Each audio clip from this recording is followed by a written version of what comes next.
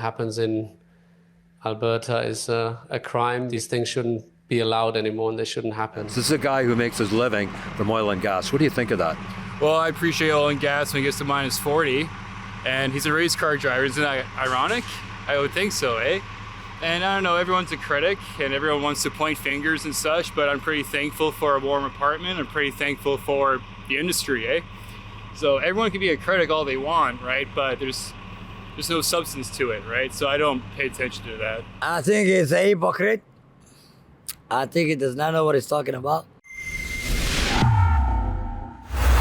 This is Kerry Diot in downtown Edmonton, where we're getting reaction to the Formula One driver who said that what happens in Alberta is a crime because you chop down a lot of trees and you basically destroy the place just to extract oil. These things shouldn't be allowed anymore and they shouldn't happen. So. Bear in mind, this is a Formula One driver. I think you might be asking the wrong people. Yes, I did hear about this actually. And what do you think?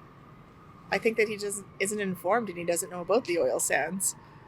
We've spent countless years working up there, and I think it's a lot more than what people realize. And if they went up to the oil sands and they saw the reclamation projects and stuff like that, they would have a different outlook. But going off of what's just in the media, they draw the wrong conclusions. What do you think? Oh, the same thing. Like I said, I've been in the oil industry for the last 20 years, and I'm actually currently working up in the oil sands, and his opinion is absolute hypocrisy because he's standing there with Aramco on his jersey, which is Saudi Arabian oil company. So he's telling us to shut down the most ethical, most environmentally regulated oil system in the world, oil production system in the world, but he's okay with blood oil, where women can barely drive, they still behead people, and your hand get cuts off if you steal something. It's ridiculous. And the manner of doing it with the tar sands mining or oil sands mining is horrible for nature. What information they're cherry picking is, yes, the oil companies up there, they're still doing open pit mining, which looks terrible. Yes, but those companies are bound by the government to reclaim everything.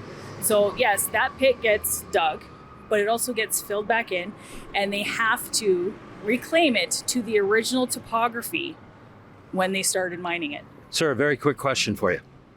Did you hear about the Formula One driver who said that it's basically a crime that we're developing the oil sands in Alberta? What do you think of that? I never heard about it, but I think it's a terrible thing to say. Why so? Well, just because we need the oil sands. I think he's a hypocrite. I think he does not know what he's talking about. I think we all need it because, technology, Alberta is number one and they work. At the same time, see, we actually live on this planes, the car drivers. But, carbon capture technology is also, we are probably, I think, number one too. So we are even, man. There's no... When you're there, man, you say things that you don't know, man. You should come here, see it, then you will understand how many jobs are on the line. And safety. You gotta have the safety tickets. It's well protected. It's clean. It's cleaner than the ones we know. You see Alberta University. Some of the best students come here. I love oil, man. I think he's kind of a hypocrite, right? He's driving a race car, he eats more gas than any other car in the world. Well, that's nonsense unless he's driving an electric Formula One car. And that I got to see. I think it's very hypocritical. I mean, he's made a fortune driving a vehicle that's powered by fossil fuels. So, talk about the kettle calling the pot black.